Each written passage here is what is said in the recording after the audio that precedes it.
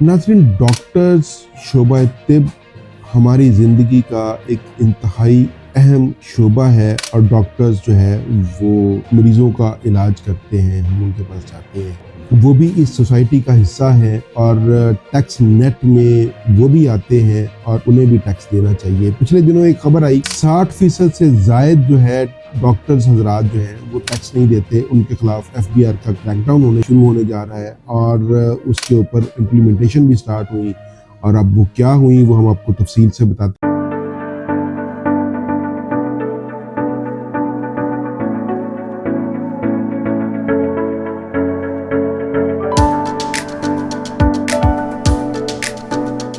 Nadreen, मैं हूं अदील हैदर और आप देख रहे हैं legal and economic discussions. Nadreen, आज हम एक ऐसे टॉपिक पे बात करेंगे जो लर्निंग भी है। लर्निंग किसके लिए है? लर्निंग बिजनेसमैन के लिए भी है, लर्निंग उन लोगों के लिए भी है जो टैक्स का काम करते हैं, जो टैक्स के वकला हैं, और लर्निंग एक आम बंदे के लिए कि उसे अपने राइट्स का पता होना चाहिए, क्योंकि इस वक्त जो है एफबीआर वो पूरी तरह अपना जो है वो पंजे या अपना वो पूरी तरह फन फैलाए हुए खड़ी है और मुख्तलिफ किस्म के जो इक़दामात हैं वो उठाए जा रहे हैं। उसके अंदर डेफिनेटली कहीं पे कुछ किसी बिजनेसमैन के साथ या किसी ऐसे बंदे के साथ कुछ ज्यादती भी हो जाती है। सो इसलिए यहाँ पे अब इस चीज़ की ज़रूरत महसूस हुई है, ये इस चीज़ की ज़रूरत पेश आई है कि अब जो है आम बिजनेसमैन है उसको अपने कुछ राइट्स का भी पता होना चाहिए कि वो क्या उसके राइट्स हैं और एफबीआर का जो महकमा है वो उसके साथ क्या कर सकता है। क्योंकि अब ये होना ये शुरू हो गया कि हम बीइंग अ टैक्स कंसल्टेंट कुछ ऐसी चीज़ें हमारे सामने आनी शुरू हो गई हैं कि जो एफबीआर है वो मुख्तलिफ किस्म के इकदाम उठा रहा है और उसके अंदर जो है वो कुछ लोगों के साथ ज्यादती भी हो रही है। आज हम बात करेंगे जो डॉक्टर हजरात पे, ख़ास तौर पे जो क्लिनिक्स चला रहे हैं उनके ऊपर बात करेंगे कि वो उनके ऊपर डेफिनेटली एक क्रैकडाउन होना स्टार्ट हो गया है। और ये मैं इस चीज़ के हक में हूँ कि हर बंदा जो पाकिस्तान में है, पाकिस्तान से पैसे कमा रहा है, इनकम कमा रहा है, उसको टैक्स डेफिनेटली देना चाहिए और अपनी इनकम के मुताबिक टैक्स देना चाहिए, ताकि वो इस मुल्क के अंदर अगर जो बंदा मौजूद है वो डेफिनेटली टैक्स दे। और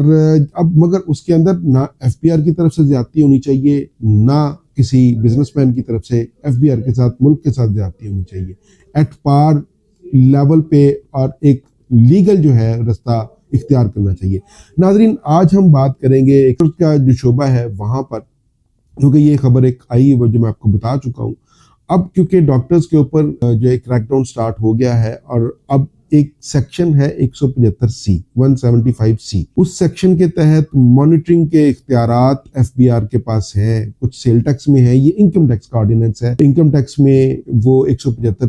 सेक्शन 175C है, जिसके अंदर एफबीआर अफसरान को, हुकाम को, मुलाजमीन को जो है वो मॉनिटरिंग के इख्तियारात दिए गए हैं कि वो किसी भी बिजनेसमैन बिजनेस पे जाकर, किसी भी डॉक्टर के पास जाकर, आज क्योंकि हमारा मौजू जो है वो डॉक्टर्स है, सो हम यहाँ पे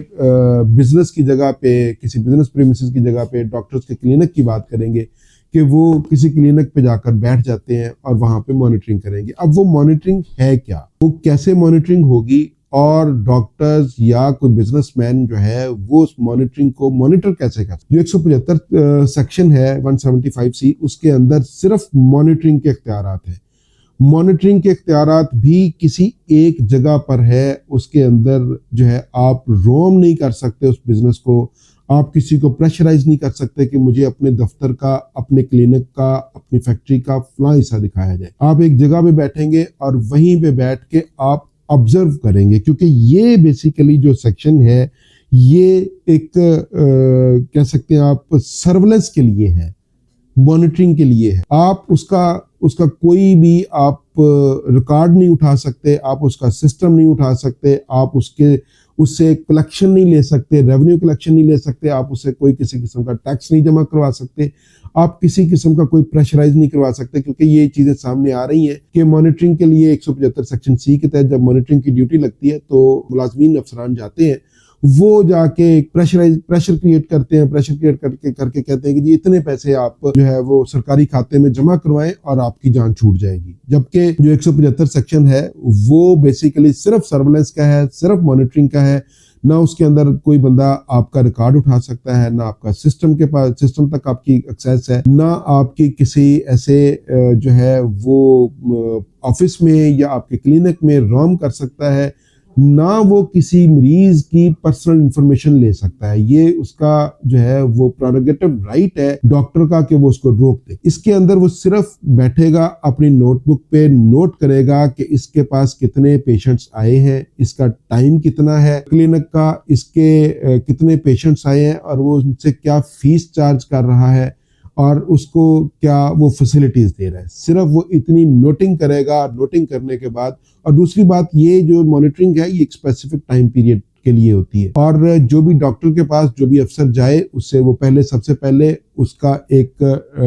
लॉग बनाए, मॉनिटरिंग लॉग बनाए कि वो कितने बजे बंदा आया है और वो कितने दिन के लिए आया है और वो कितने बजे जा रहा है। ये तमाम जो है वो लॉग मेंटेन करे वो डॉक्टर या वो बिजनेसमैन जिसके पास 175C के तहत कोई मॉनिटरिंग के लिए कोई टीम एफपीआर की आई है। और उसके अंदर एक स्पेशल नोटिस है जिसके अंदर ये सारी चीजें लिखी होती हैं, और उसके बाद वो डेली बेसिस पे उस मॉनिटरिंग लॉग को खुद मेंटेन करे, और अगर उसके अंदर वो कोई ऐसी चीज कर रहा है तो वो कमिश्नर को उसके बारे में इतला दे सकता है, कंप्लेंट फाइल की जा सकती है। और अगर वो कुछ ऐसी में चीजें अब आपको नेक्स्ट आगे बताऊंगा कि अगर वो डेविएट करता है उससे, तो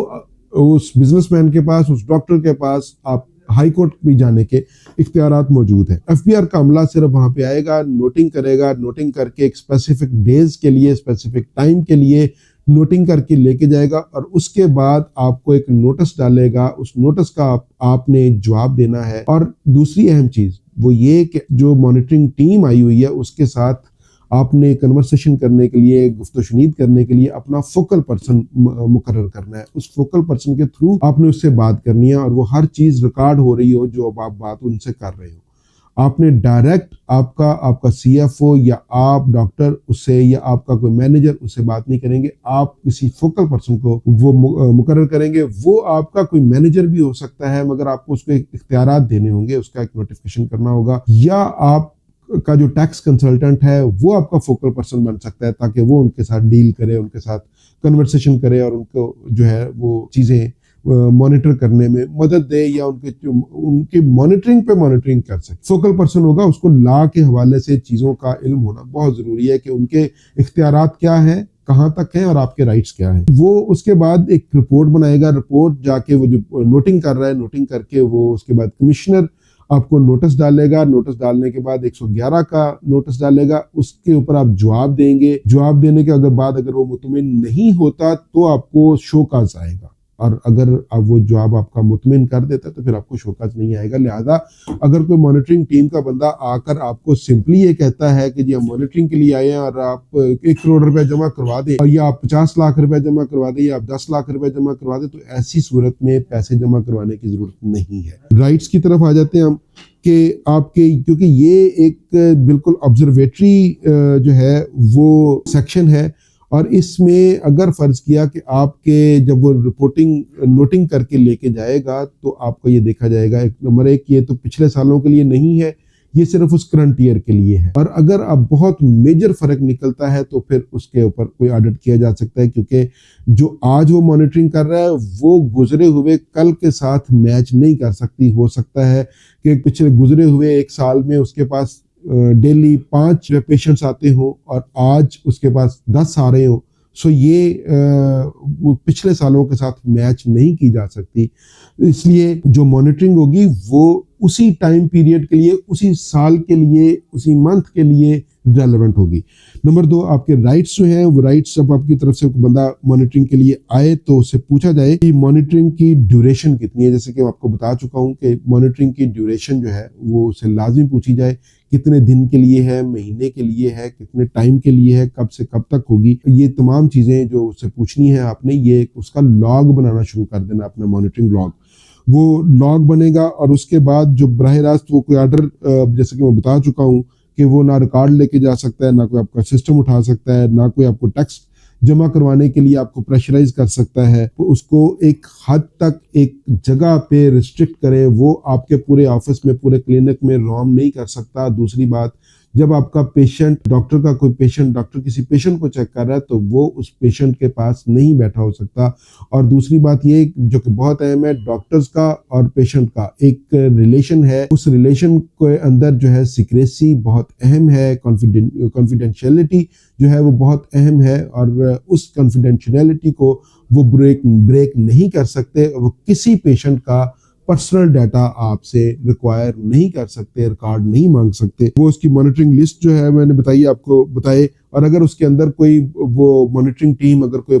ज्यादती करने की कोशिश कर रही है तो वो कमिश्नर को एक लेटर लिखे, और ताकि कल को जब लिटिगेशन चले तो आपके पास वो एक रिकॉर्ड का हिस्सा हो, आपके पास एविडेंस हो कि हमने बर वक्त आपको फलां जगह पे फलां चीजें बताई थी। तो अब जो नया कानून आ चुका है वो डॉक्टर्स के पास भी पीओएस लगना जरूरी है, लिहाजा आप पीओएस लगवाएं और अपने जितने भी जो पेशेंट्स हैं वो पीओएस के तहत उसको जो है वो पर्ची, फीस पर्ची जो है वो इशू करें। और दूसरा जो पीआरए है वो उसने भी एक कानून में तब्दीली की है, और जो जिन डॉक्टर्स की फीस 1500 रुपए से ऊपर है उनके लिए लाजम करार दे दिया गया है कि वो पीआरए में रजिस्टर हो, और उनके ऊपर जो है वो सर्विसेज टैक्स जो है वो लागू होगा, सेल टैक्स